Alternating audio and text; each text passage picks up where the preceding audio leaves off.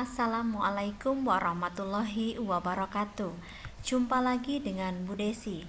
Kali ini kita akan belajar tentang upaya mempertahankan kemerdekaan Indonesia. Part 1 yaitu perjuangan fisik. Muatan pelajaran IPS kelas 6, tema 2, subtema 2.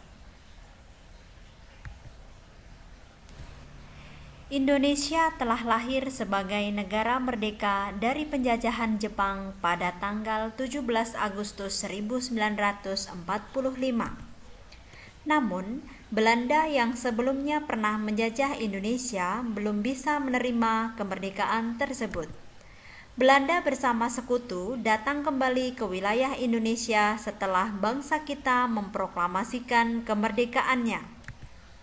Mereka beralasan ingin membebaskan tawanan perang yang dipenjara oleh Jepang.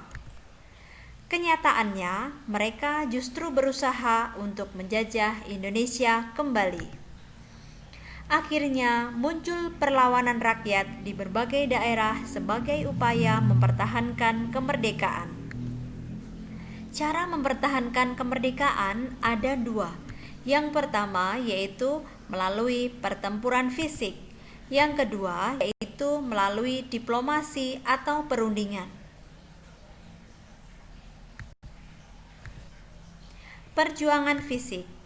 Yang pertama yaitu pertempuran 5 hari di Semarang. Yang kedua yaitu pertempuran Medan Area. Yang ketiga Bandung Lautan Api. Yang keempat, pertempuran Ambarawa. Yang kelima, pertempuran 10 November di Surabaya. Pertempuran yang pertama yaitu pertempuran 5 hari di Semarang. Terjadi pada tanggal 15 sampai 19 Oktober 1945 di Simpang 5 atau Tugu Muda. Pasukan Tentara Keamanan Rakyat atau TKR melawan tentara Jepang yang dipimpin oleh Mayor Kido. Penyebab pertempuran yaitu yang pertama, pasukan Jepang di Semarang menyerang TKR untuk membebaskan orang-orang Jepang yang masih ditahan. Yang kedua, Jepang disebut telah meracuni sumber air minum di Semarang. Mengetahui hal ini, Dr. Karyadi sebagai Kepala Laboratorium Pusat Rumah Sakit Rakyat atau Pusara memeriksa sumber air tersebut. Akan tetapi, ia gugur oleh tentara Jepang. Untuk mengenang jasa para pejuang yang gugur pada pertempuran ini, kemudian dibangun Tugu Muda di Simpang 5, Semarang. Selain itu, nama Dr. Karyadi pun diabadikan menjadi nama rumah sakit di Semarang yaitu Rumah Sakit Dr. Karyadi.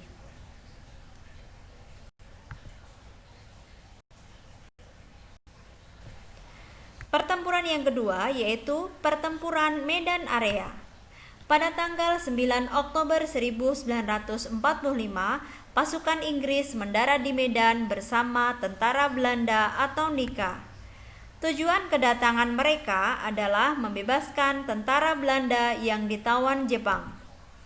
Pada tanggal 13 Oktober 1945, ada salah seorang anggota NIKA yang menginjak-injak bendera merah putih. Akhirnya meletuslah pertempuran. Sekutu menuntut rakyat agar menghentikan pertempuran dan menyerahkan senjatanya, tetapi rakyat Indonesia menolak. Pada tanggal 1 Desember 1945, Sekutu memasang papan bertuliskan Fixed Boundaries Medan Area atau batas resmi daerah Medan. Sekutu menetapkan secara sepihak batasan mereka. Akibatnya terjadilah pertempuran yang dikenal sebagai Pertempuran Medan Area.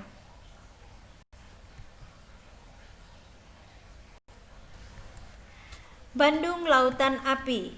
Tentara Sekutu bersama NIKA memasuki kota Bandung pada bulan Oktober 1945. Mereka kemudian mengeluarkan peringatan agar para pemuda menyerahkan senjata yang dirampas dari tangan Jepang. Namun, perintah tersebut tidak dituruti oleh rakyat, sehingga terjadilah pertempuran. Sekutu berhasil menduduki kota Bandung bagian utara dan merebut kantor-kantor pemerintahan.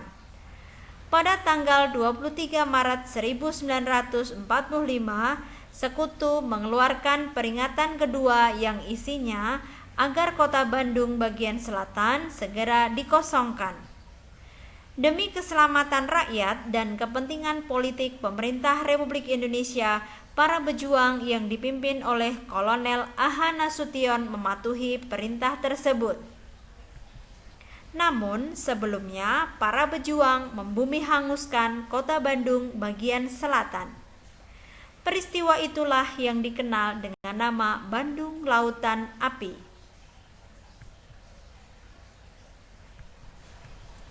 Pertempuran Ambarawa.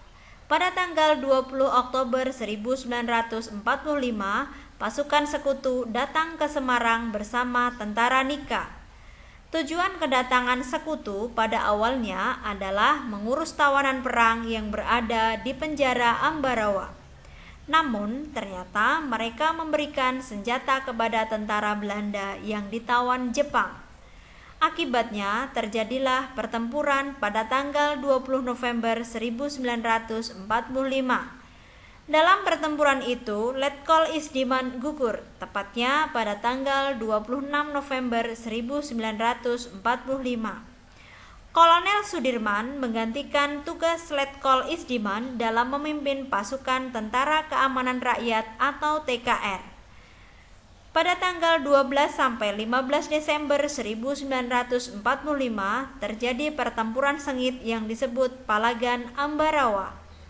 Dalam pertempuran tersebut, tentara Sekutu berhasil dikalahkan.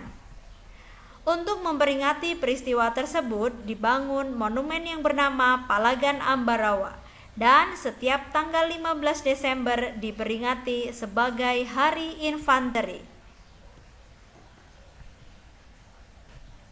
Pertempuran 10 November di Surabaya. Tentara Sekutu pertama kali mendarat di Surabaya pada tanggal 25 Oktober 1945, dipimpin oleh Brigadir Jenderal AWS Malabi. Tujuan kedatangannya adalah untuk melucuti senjata tentara Jepang dan membebaskan tawanan perang yang ditawan Jepang. Pada tanggal 26 Oktober 1945, tentara Sekutu menyerbu penjara Kalisosok untuk membebaskan perwira Sekutu. Pada tanggal 27 Oktober 1945, tentara Sekutu menduduki kantor pos besar Gedung Bank Internasional dan Pangkalan Udara Morokrembang serta Pelabuhan Tanjung Perak. Inggris juga menyebarkan pamflet melalui udara yang berisi perintah kepada rakyat Surabaya untuk menyerahkan senjatanya. Pada tanggal 30 Oktober 1945 diadakan perundingan antara Presiden Soekarno, Muhammad Hatta, dan Amir Syarifuddin dengan Brigadir Jenderal AWS Malabi dengan hasil akan diadakannya gencatan senjata. Namun, sekembalinya Insinyur Soekarno ke Jakarta, terjadi pertempuran lagi yang menewaskan Brigadir Jenderal AWS Malabi.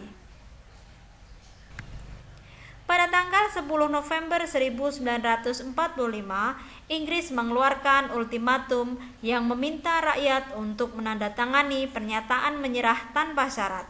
Jika tidak, akan digempur baik dari darat, laut, maupun udara. Ultimatum tersebut ditolak dan akhirnya meletuslah perang yang berjalan sengit yang dipimpin oleh Bung Tomo. Untuk mengenang jasa para pahlawan, setiap tanggal 10 November diperingati sebagai Hari Pahlawan dan di sana juga dibangun Tugu Pahlawan.